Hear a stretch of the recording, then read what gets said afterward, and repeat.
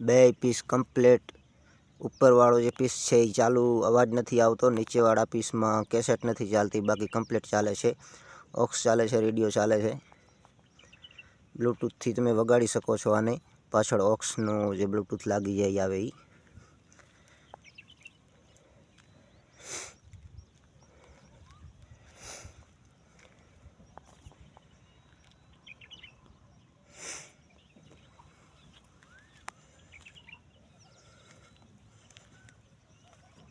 આ cable light ઉપર વગાડવાના cable પણ મળી જશે.